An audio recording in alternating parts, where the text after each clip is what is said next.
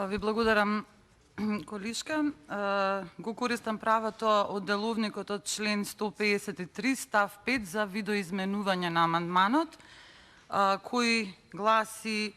со амандманот се предлага да се обезбедат средства во висина од 2.800.000 динари за изготвување на проект за ревитализација на студенческо блато од страна на тим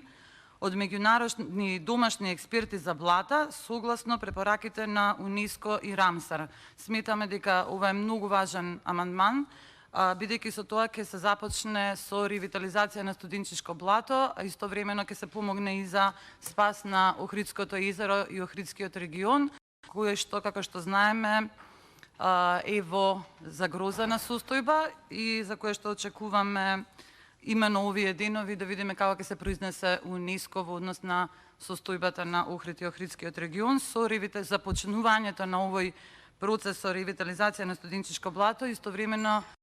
Република Македонија ќе го започне и процесот на санирање на штетите кои што се нанесени во изминатиот период на Охридскиот регион, вклучително и блатото, и сметам дека доколку се поддржи ќе биде навистина еден добар импулс за понатамошно решавање на овој проблем и на тој начин ќе започнеме со спроведување на препораките од УНЕСКО и РАМСАР каде што блатото е впишано. Ви благодарам.